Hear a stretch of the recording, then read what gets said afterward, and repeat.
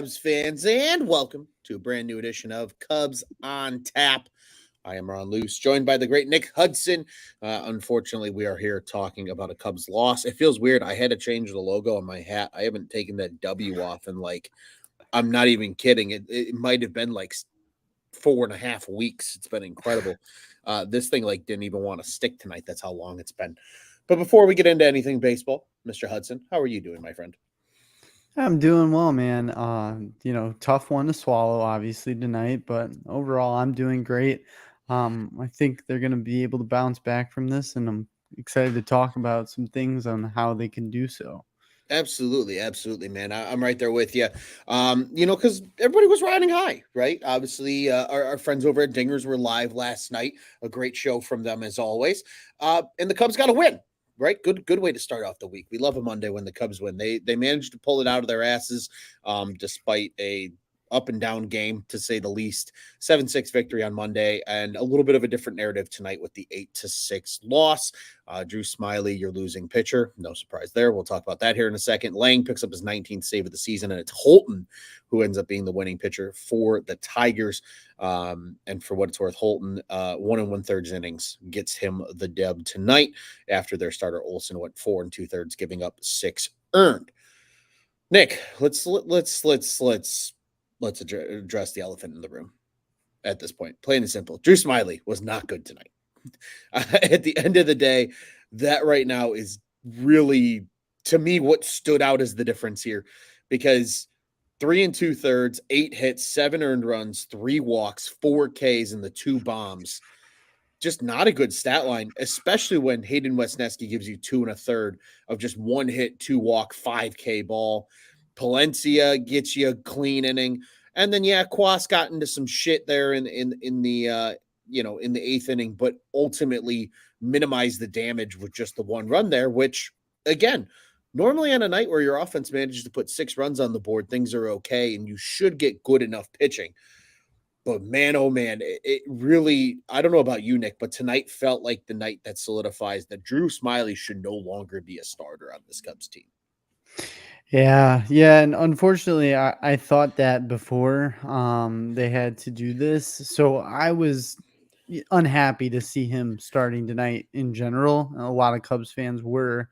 And exactly what I thought was going to occur occurred. I mean, they were sitting on that curveball. He wasn't setting it up. He was serving up meatballs right down the plate.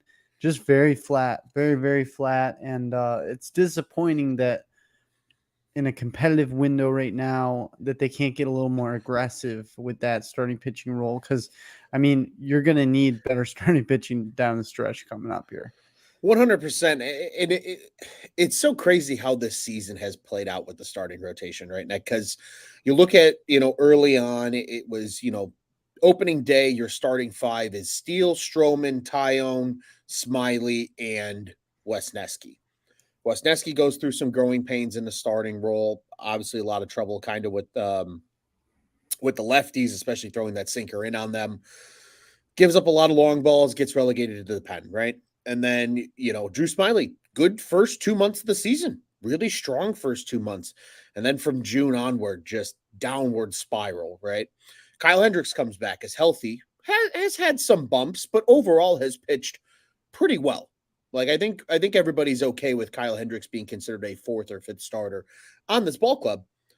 But what's unfortunate is you have Jameson Tyone going in the right direction for the most part. A little bit of a rough outing 2 outings ago, but really cleaned it up against the Royals and overall looked really solid in that start.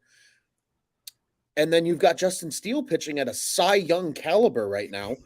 But then you have Marcus Stroman dealing with the injury that is just getting worse because of the rib cartilage that he's now Yeah. dealing with. So, it's funny, Nick, because our fellow co-host here in one and only Mr. Tyler Edmonds brought it up a lot after the deadline, saying he really wishes the Cubs would have went out and gotten one more starting caliber pitcher for this rotation, just in case this kind of shit happened. And yes, Javier Assad has been great. I mean, look what he did Monday, even with, a little bit of got into some trouble there in the sixth inning, but ultimately gives you 5 1/3, 5 hits, just the 2 earned runs, 2 walks, 4 Ks from Assad. Still is a beautiful 3.13 ERA. but they really need like kind of a fourth guy right now. You know what I mean? Because it's not Smyly. You've got Assad, you've got Hendricks, Tyone's been good, and you've got Steele. They just need to find somebody that can eat some innings for them right now. And I don't know if that guy's Wesneski, because I kind of like him in that 2 2/3, 3 inning role out of the pen. Yeah, yeah, But it sure as hell ain't Drew. And it really does make me wonder if they should have acquired even just depth starting pitching, right? Not yeah, necessarily, I saw a comment on Twitter in some interactions actually with Tyler and the Cubs on Tap Count and other people that, follow and listen to the show. And they said, well, the pitching price tag at the deadline was stupid. Supposedly, the Pirates wanted PCA for David Bednar. Well, David Bednar has 4 years of control, understood why they would want a yeah, top prospect for a legitimate reliever. And same thing with Mitch Keller, right? Keller is still under team control for plenty of years. But you could have easily gone out and gotten a guy who is a free agent at the end of the year. Maybe he's not elite or not putting up great numbers, but even a guy with a 4 to 4.50 ERA, right? At yeah. that point, it's just about eating innings Eating the more yeah. than it is about being elite. Yeah, 100%. You're right. And at this point, you have to be eating innings and you have to be thinking about that, especially we're so late in the season now at this point. So I agree with Tyler 100%. I think that they should have gone out and got someone like you said, even like a guy with a 330 to 4 ERA. That would be fine. Just someone that can kind of hold the ship down in case there was an injury or in case, someone did go through a really rough patch, because it's definitely now happened, and we didn't think that this starting rotation would be as big of a question mark like about a month ago. We were not feeling this way, so Facts. it's quite crazy how this is all turned around. But you're right. Like, where do you get the innings? Because I think Wisniewski's a great little weapon that comes out for those like 2, almost 3 innings where he can just like kind of put out fires, also hold things down and let the offense revive itself and come back. So like that's very big. And do you want to get rid of that? Not Mhm. necessarily. You already had Assad who was in the bullpen now in the starting rotation, so it's going to be challenging. But Drew Smyly cannot start another game. You can't afford that if you're going to be in like this tight of a race. Yeah, and I agree completely with you there, Nick, because like you said, it's not like you're just trying to crawl to the end of the season, right? This team is in a playoff window. They're in a competing window right now for the playoffs. You're firmly entrenched in that second spot in the wild card. As Jay says here in the comments, the Giants lost tonight, so at least that's good. The Cubs don't lose ground in the wild card chase. But now you're leaving it in the hands of the Brewers, who can now gain another game on you in the standings if they win tonight. You know what I mean? And you already, and again, like Yeah, I said it on Sunday's show, and Scott kind of said, but they won 2 out of 3. Why are you upset? Because right now, with how oddly good the Brewers are playing, with only one player in their everyday lineup that has an above average OPS it's unbelievable. statistically, they are playing well. They swept the Rangers. They had an off day yesterday, but now they've got 2 with the Twins, and I don't know what they're doing right now against the Twins, and It's I'll pull that 7-3, up. buddy. Not good Brewers, news. Yeah, 7-3 there Brewers. you Yeah. go, perfect There you go. example. So now Yeah. tonight, because of a loss to the Tigers, the Cubs are going to be what, 3.5 back, Three and if a I do half my math back. correctly. Yeah. 3.5 games back now of these Brewers who you just cannot seem to catch, which doesn't make sense. And again, continues to hype up that series for next week at Wrigley Field and why that's going to be Yeah. so important. So, Nick, I want to ask you, because there's some interesting comments here, or one interesting comment here from Hank in our comment section here on YouTube. And first off, shout out to everybody listening and commenting along with us. Again, if you want to comment along with us, if you're watching over on X, formerly known as Twitter, you can go over to the YouTube, hit subscribe, little bell button. You know the drill. You'll know when all our shows go live, including Cubs on Tap. But Hank says here, he says, so hard to overcome the stubbornness of Ross.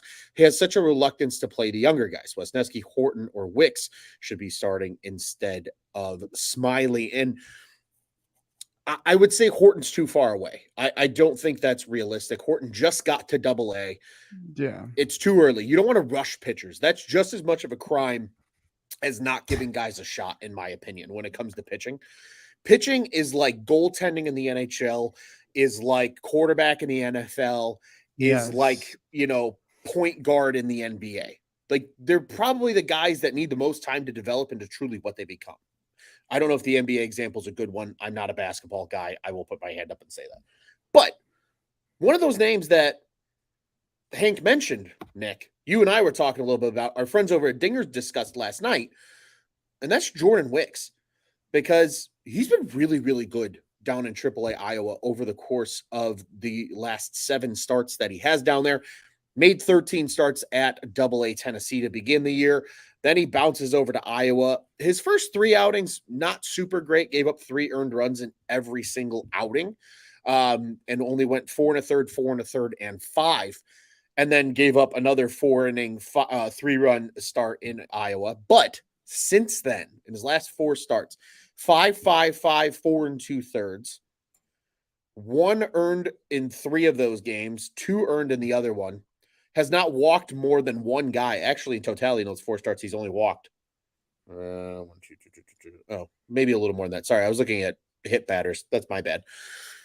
Hasn't walked more than 3 in an outing, but his latest outing struck out 7 in 4 and 2/3. And Nick, I think it would be exciting to see a guy like Wicks.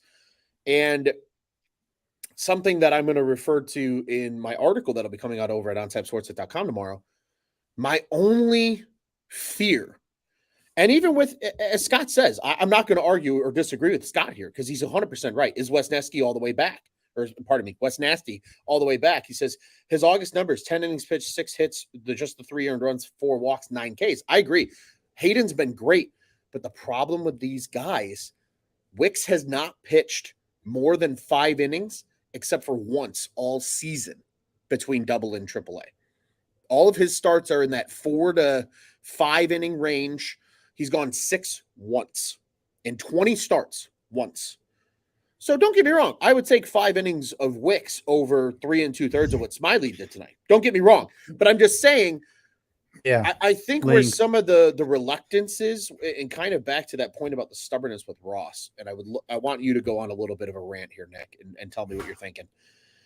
My fear with a guy like Hayden Wesneski, or even a Jordan Wicks, how much length are they going to give you at this point in the season? Because right now, it's not necessarily about effectiveness. It is, don't get me wrong, but you want effectiveness and length from your starting pitcher, because if you're dipping in and having to use Hayden Wesneski in 2 1/3 every 2 to 3 days, that's going to burn him out. And then you burn another bullpen weapon that this team has. They rely on their starters to be able to go 6, 6 1/3, 6 2/3, which Tyone Steele and Hendricks have been able to do on a consistent basis, and even Assad up until the start last night.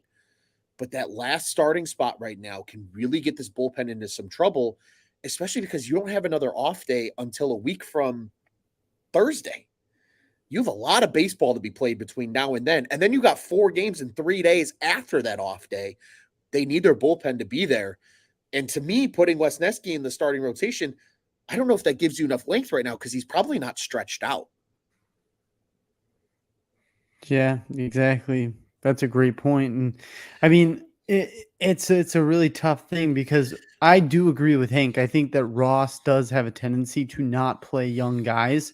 I mean, look at Morel for the longest time. He wasn't getting them every day at bats, and he would always say, "Well, we're gonna find a spot for him," but he wasn't in the lineup. And then there's been other instances as well. But in this sense, I think that, like you said, the quality of Smyly and Wicks, those 5 innings that you get, or 2 to 3 innings, you're looking at better quality from Wicks at this point than Drew Smyly. So why would you, like you said, waste the bullpen arms and all that on Smyly? So I think it's a no-brainer. I wonder what direction they're going to go. Will they go young?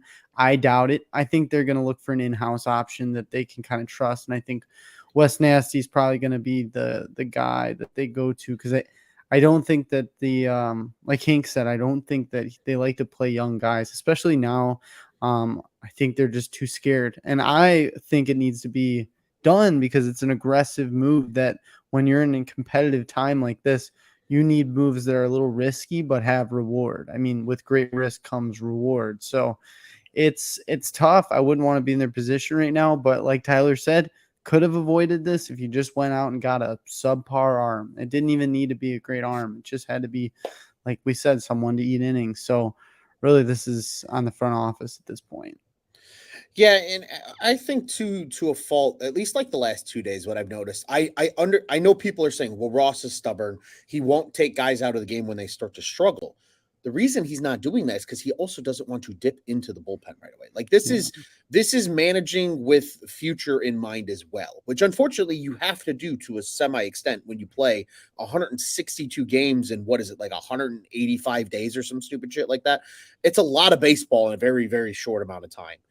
And it would be very interesting, and a very interesting thought here from Mr. Juice, which big old shout out to Juice. He's over.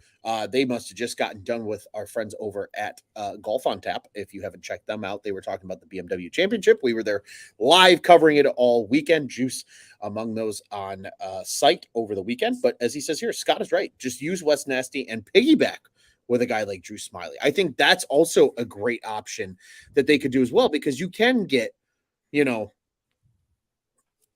because Scott's asked how long would it take to get Wesneski stretched out to 4 or 5 or 6 innings? Probably a few weeks. And Yeah. unfortunately, they just don't have that time right now. But again, I like the idea. If you can piggyback what Wesneski and Smyly and get an effective 6 to 7 innings between the two of them, I'm not against that at all, assuming that again you just operate, because the one thing I think we do have to consider, Nick, is the September expansion is coming. Now, granted, it's not the old September expansion, right? It's not, hey, it's a 40-man roster. You're calling up 14 guys.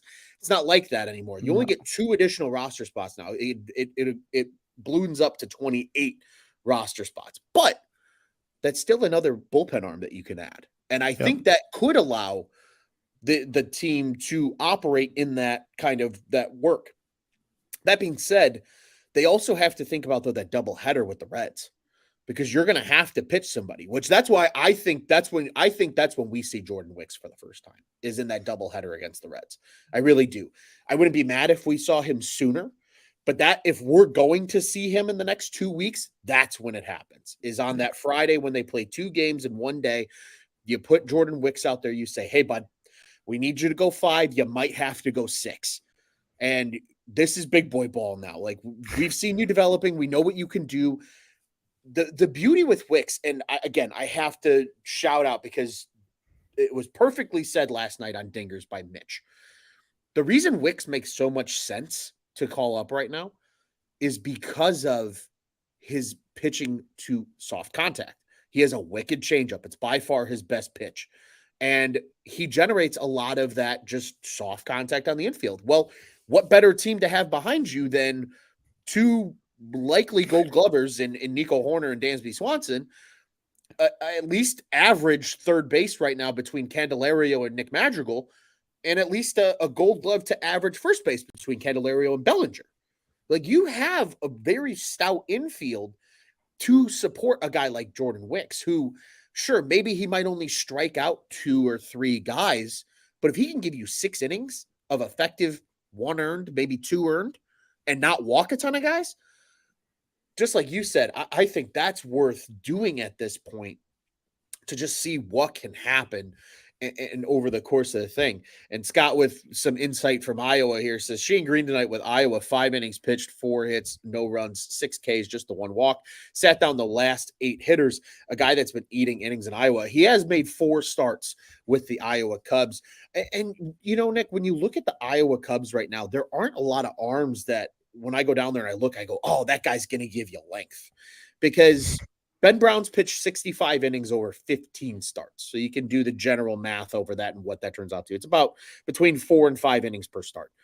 Caleb Killian in 18 starts, 19 total appearances, but 18 starts, 93 innings, right? But we've seen what Caleb Killian does at the big leagues. And right now it hasn't necessarily worked out. And I don't know if Nick Niedert is going to be the answer either. His 5.44 ERA, 20 starts, 23 total appearances. He's the innings leader with 94 and a third. Maybe Green's an option, but I agree with Juice. I think the really easy band-aid is you're piggybacking Wesneski and Smyly. But I am a firm believer right now that why not give Jordan Wicks a look? What's the worst thing that happens? He has a bad start and you say, okay, kid, you weren't ready. We're going to put you back down in Iowa. Worst case scenario for him, at least gives him a taste. And who knows? Maybe he comes up. And again, he doesn't need to be perfect. And Nick, again, I'm talking too much. So I'm going to turn the mic over to you here in a second. But like, think back to last season, right? What did Javier Assad do down the stretch as a starter? He wasn't outrageous. He wasn't, burning through 8 strikeouts a game, but he was minimizing damage and he was giving the Cubs a chance to win. And that's all they need from their starting pitching right now, the way the offense has been. Now the key is just getting those guys in position to do that. I think Jordan Wicks can do that. I love the piggybacking idea. Maybe we do see a Shane Green. Who knows? But they got to do something, because if they're not going to get at least decent starting pitching out of that 5th spot without Stroman right now, this could get out of hand come later in the season when, again, it's great and all to move into the playoffs as a wild card team, but they want to win the division. Let's be serious. Exactly. Yeah, that's the ultimate goal. Just to sneak into the playoffs is not what you want overall as a franchise, as a a thing moving forward as a future goal. So I honestly think that to piggyback like that would be the best solution. Are they going to choose it? I don't know.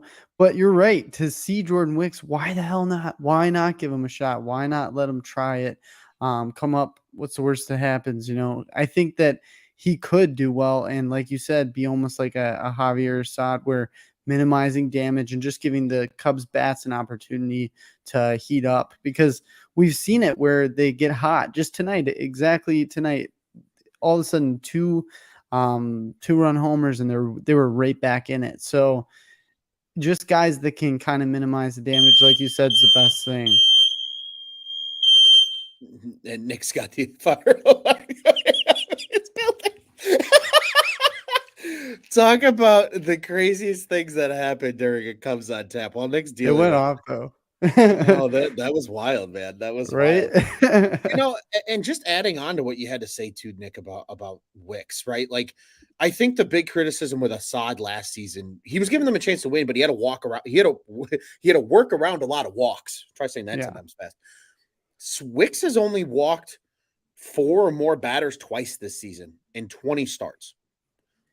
He's got some 3 walk games in there too, but overall, he's a 1 to 2 walk a start kind of guy. Like, he doesn't typically walk a lot of guys. To me, that's exactly what this Cubs team needs. Limit the amount of base runners. If they're going to get hard contact off of you, that's one thing.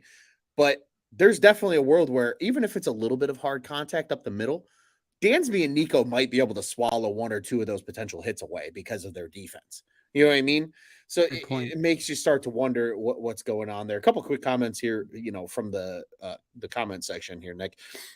Juice is wondering, is Adrian Sampson still out there? Heard he got released. True, he was released by the Rays after that trade that sent him there. And then Juice also want to know, where's Tyler? There's a fire. For those that don't know, Tyler is a firefighter as well as a Cubs on Tap member. And then Darren here in the comments saying Smyly was left in too long, irregardless of inning. He was into the 3rd time around the order. See, and that's the thing. I get that the starting pitching, and Nick, I want to hear your thoughts too on this point. I get that starting pitching is not what it used to be, where guys go 7 and 8 innings every start. But like, I understand statistically the 3rd time through the order is where guys get got. Yeah. But they gotta, at this point in the season, it's just, you gotta battle. Yeah. You gotta get through it. You gotta put your best foot forward, because again, we saw what happens. Like, there is a real life case study in the last 3 years of this baseball team that shows you what happens when your starters only go 5. You get 2021 all over again, where the bullpen falls apart and you go on a 10-game skid and the whole team gets sold. We've seen it.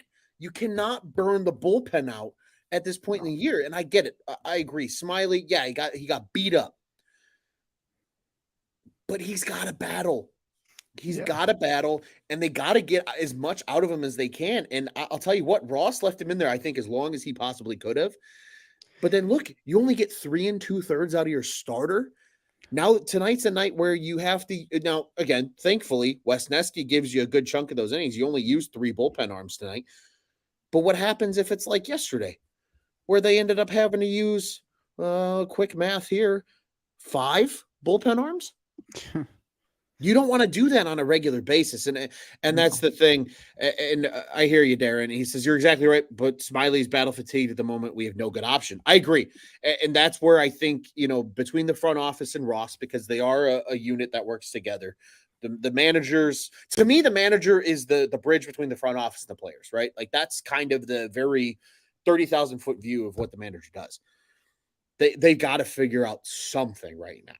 So Nick, I want to know, in your humble opinion, what you're in Jed's chair. You got all the ability to go beep boop boop boop and pull all the levers. What are you doing right now to solve the 5th starter issue, given the Marcus Stroman injury and the obvious Drew Smyly struggles? Yeah, man. It's a chair that I definitely would not want to be in, but when I think about it, I would definitely probably have to go to Wisniewski first to see what he can give me and see if he can hold things down. But you need a second option because I don't think you're gonna be able to stretch him as long as you would want. So like we said, a piggyback. It doesn't have to be Smyly. It could be someone else that just you can utilize, but someone to clean up the rest of Wisniewski's innings if he can't stretch out the full 5, because we would at least need 5. Like you said, it's it's not the typical thing anymore to get 7 or 8 innings like it used to be, but it really helps. Like it really, like you said, just It's not burning nice. out the bullpen is huge. It's a huge thing for teams, and it's a momentum thing. If you get that big chunk out of the way and let your big arms come in and not work as hard, it's just a no-brainer. You're gonna win. So the 5th spot, and I think a really good thing, like you said, was it doesn't have to be a guy that's just blowing the doors off, striking out everybody. It's a guy that can battle, can work through damage, and can just get through the order and change things up. Smyly, like he has problems with changing things up. When he's pitching, it's very predictable. Everything Mhm. that he's throwing is very predictable, very flat, and guys are all over that. So you need a guy like you said that can go out there and not allow a lot of walks either, like Wick. So that's definitely an option. And I think what you said with the Cincinnati series, it's very intriguing because you're gonna need a guy that day, and that could be the guy, and that could be a story too. It could be a storyline because if he comes out and does really well, it could be awesome. It'd be great for this Cubs team. So what do you have to lose? Yeah, and on top of it too, right? They're going to get the 27th man for that doubleheader as well. I think that's also worth noting because that's just the rule that MLB instituted. You play 2, you get an extra roster spot for that day because they know they're going to need extra pitchers, and it's just the name of the game. My sneaky idea that I kind of want to present, and then we got to talk a little bit about the offense, Nick, because there was some good coming from that today. Quick comments though. Juice says sounds like a roster construction issue, not Ross's fault. Scott comes in and says Ross gets so much blame for the way Jed tried getting value out of players before the trade deadline. Call it the talent, let Ross cook. And then Scott says look at Ross's record last season and this season after the trade deadline. I agree completely. I am not faulting anything on Ross, truthfully. I'm, if anything, faulting it on the players. They need to go out and get the job done. Weird option, Nick, especially after September 1 when the rosters expand. How cool would it be to see both Ben Brown and Jordan Wicks come up and maybe get used in a piggyback situation? Just themselves. So, Where Wicks can go 4 innings, right? And maybe Brown can go 3 to 4, and you just let their shit play and just see what happens. You get the extra pitcher, and then you can use Wesneski and Smyly as actual bullpen arms. Yeah, that I would be I amazing. think that would be absolutely the coolest fucking thing ever. Could you imagine how hyped up the Cub to me the Cubs clubhouse would be? You get two kids that are coming up that are again very highly regarded. They're both top 12 prospects for the Cubs. Wicks is number 10 and Mr. Brown is number 5, number 92 overall in baseball as well, Mr. Ben Brown. But like, could you imagine that? And plus, you get the lefty righty split just like you do with Smyly Wesneski. You let Wicks Be come up, you great. let him start the game, you let him go for, he really works that changeup. Players try to start sitting on that changeup. Then you bring Ben Brown in and just let him throw that nasty shit for 3 innings. Or maybe 4. Maybe best case scenario, you get 8 innings out of the two of them, and then it's Yeah. Adbert shutting it down with the lead. That's the best case scenario where you use Yes. 3 pitchers to get through a game, They and then you have the rest of your bullpen with the extra bullpen arm because of the expanded rosters. It's a fantastic I think idea. it would be cool. That's just my crazy hypothetical That scenario. it is crazy and hypothetical, but I think it's a fantastic idea because then you have Smyly and Wisniewski as the bullpen arms that you want. And they can be used as those 2 to 3 inning guys like they have been. And then you don't even have to worry about it. You don't even have to play the let's piggyback these two and see what we get out of them, because Yeah. you can do that with 2 young guys who, again, really aren't stretched out. They typically only give you about 5 innings. So you allow them to A, get real meaningful MLB experience in a playoff race. B, you tell them, hey, look, if you give us 4, that's great. If you give us 3 2/3, that's good. But you got to at least give us like 3 2/3. But then they can go out there and they can throw a little harder, right? You can work. You don't have to conserve for 90 to 100 pitches. You can maybe get through 85 pitches in 4 innings, right? You can give it a little more gas, and then you can let these guys' stuff just play. And then if Stroman comes back, you send them back down and you keep it moving, right? Like, I mean, Yeah. to me, that would be something that would be really interesting to see. I don't know if that's going to be the case. One last comment here before we look toward the offense. Darren says, I think they are trying Smyly before Wesneski to try to get the right-handed batted order in place so Wesneski can get an inning or 2 right-handed bats before they ladle him with lefties. Yeah, I agree. Again, I think that lefty-righty, the split, if you're going to stack guys, makes a lot of sense. So, we'll see what happens. But if I'm in judge chair, I'm like, hey, Ben, hey, Jordan, you guys want to get some MLB experience and pitch on the same day together? Here we go. You guys are going to go out there and you're going to start and just give it your all, and let's see what happens, because the Cubs need it at this point. Nick, quickly here to the offense, because there was still some good. Again, it feels like this team just doesn't quit. I think if anything, that is what we learned from tonight. You got to love what you saw. Bellinger had a little bit of a rough time with the strike zone, struck out twice looking, but had the double. Madrigal with a pinch hit or a hit in a pinch hitting spot. Also, Candelario, 2 hits, one of them being the home run. Seiya Suzuki with a pair of hits as well and a walk. He's been on fire in the month of August. And then Dansby Swanson, the 2 hits, a homer and a 2-run single, 4 ribbies for Captain Clutch in that 5 spot. I mean, Nick, at least one thing, I don't like silver linings all the time, but a silver lining tonight, the bats showed they can respond to adversity just as they Yeah. did tonight. You come back from down 3-0 to take a lead, and then they battle back again to at least make it interesting and make it a 7-6 game until you get into the 8th inning. This Cubs team really doesn't quit. Yeah, it does not quit at all. And like you mentioned, Swanson, those 4 RBIs, just an unbelievable game from him offensively. And like you said, the bats, they don't quit. That's what you want to see. The feel of it, I don't know about you, but the feel of it early on was, oh, this is going to be disastrous. And then they came out and took that 4-3 lead, and I was so excited, but I knew that it wouldn't hold with Smyly still out there. I didn't know it would get that bad.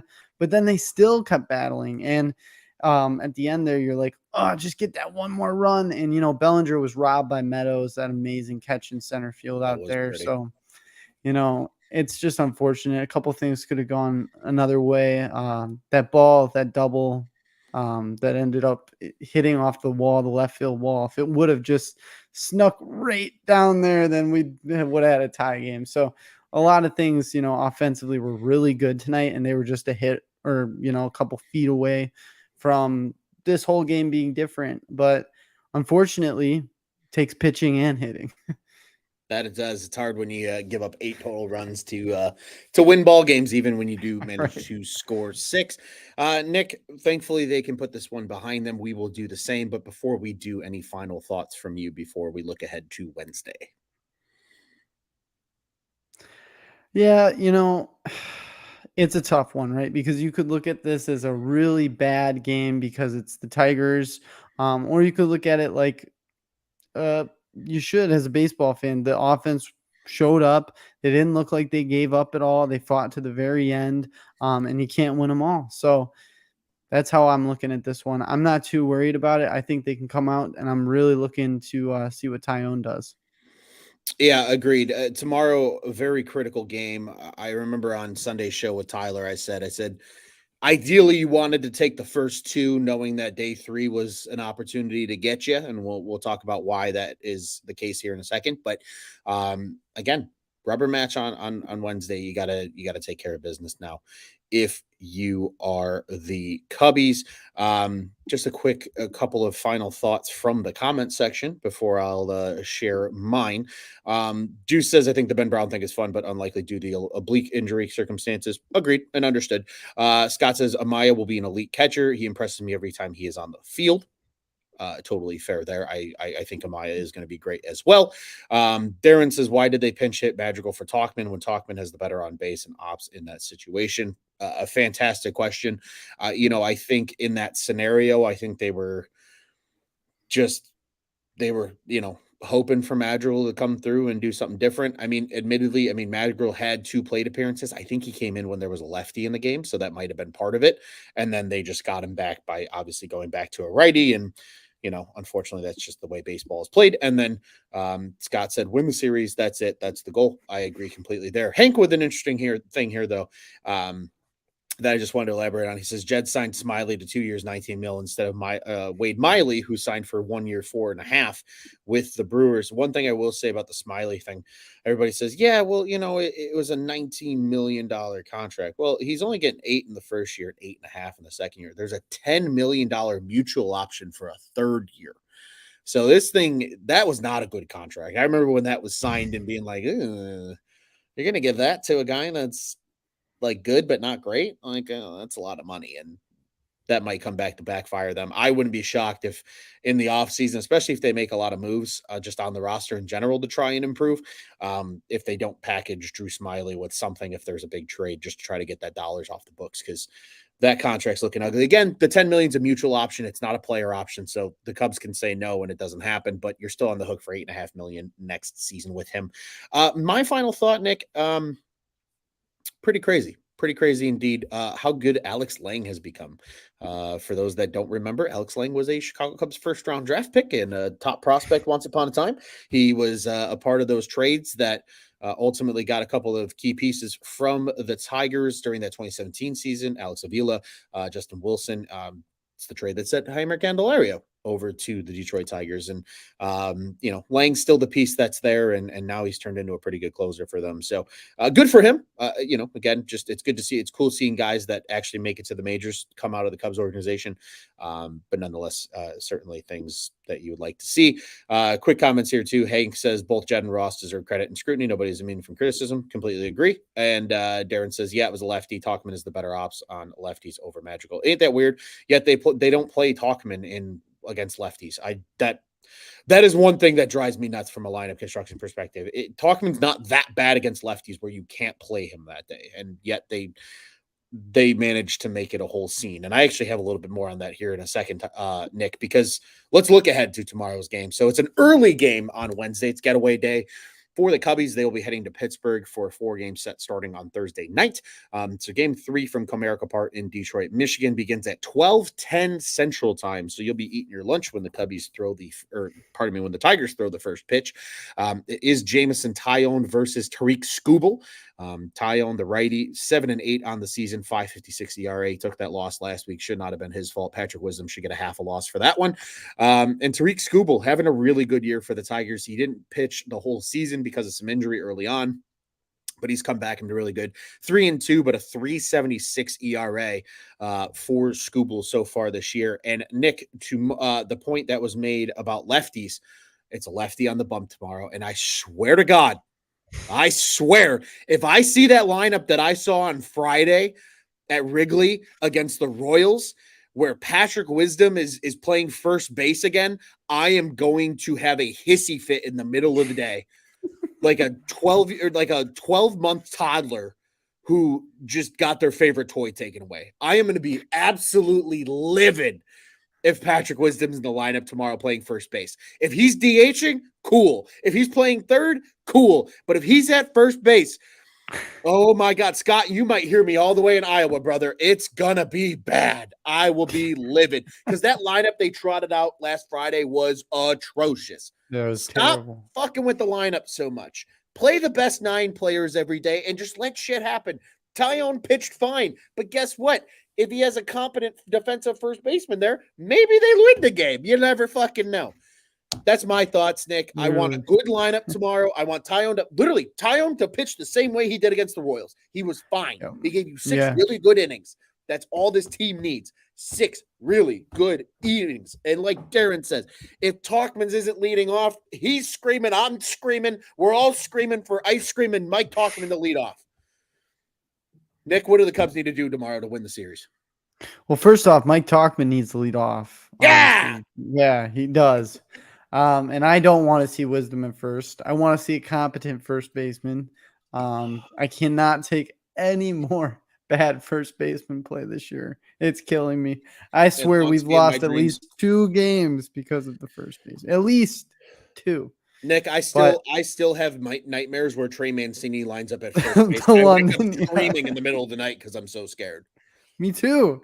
It was a turning point. It really was. It really created a bad stretch of baseball. They got to go out there, be the solid defensive team that they are.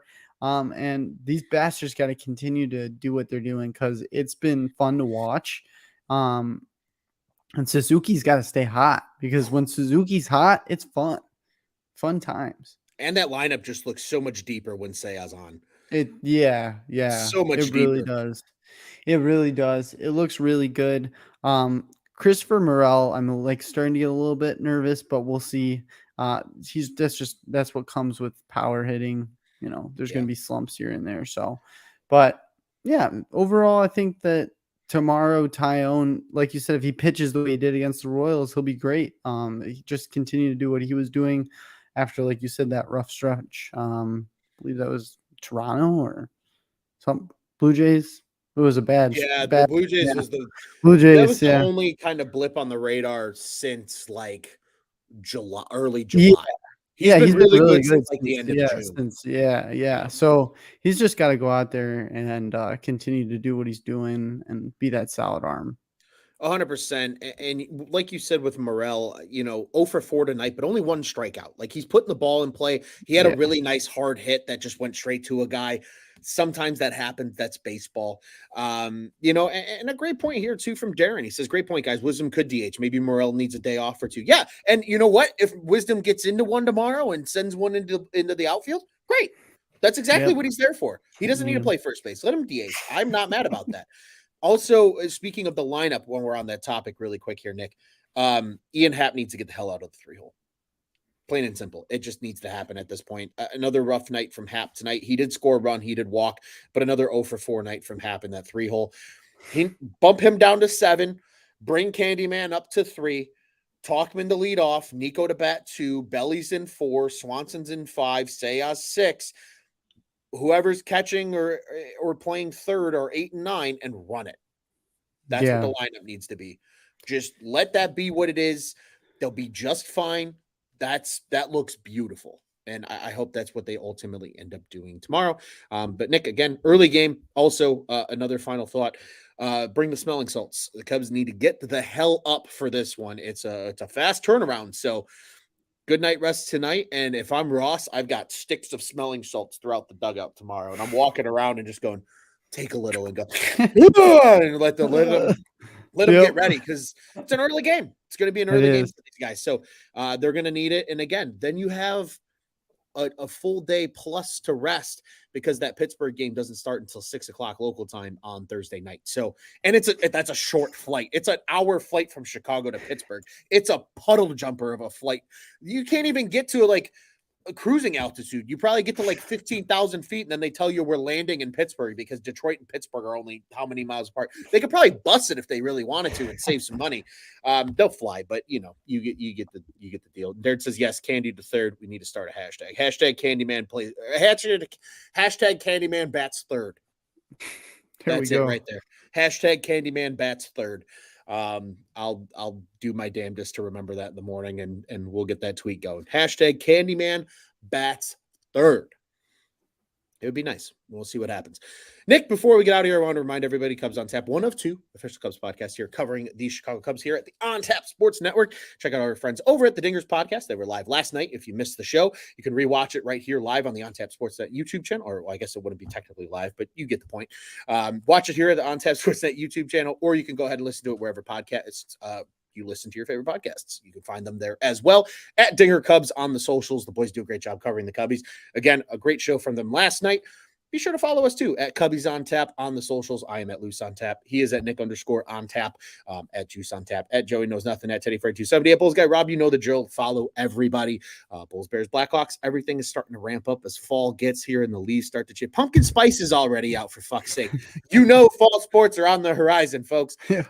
Be sure to tune in with all of our other shows as the fall sports begin to ramp up here in the coming weeks. And yes, Cubs fans, they got something good to talk about today.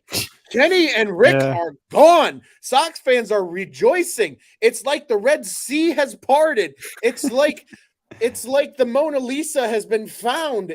Whatever analogy you want to use, good things happened on the South Side for them tonight. So send your celebrating White Sox friends to our celebrating White Sox friends over at Sox on Tap. They do a great job covering the boys on the South Side. Once again, ontapsportsnet.com, at ontapsportsnet on social media. The On Tap Sports Network. Go ahead and check out what's on tap in Chicago sports. Almost stumbled there, but we're doing okay.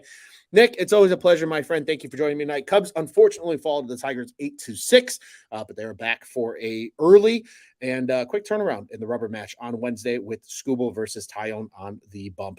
And then they will head to Pittsburgh for 4 games over the weekend. Nick, what do you say, buddy? We get out here the only way we know at Cubs on Tap? Heck yeah. Fuck the Cardinals. Yeah, fuck the Brewers too. And let's go Cubbies.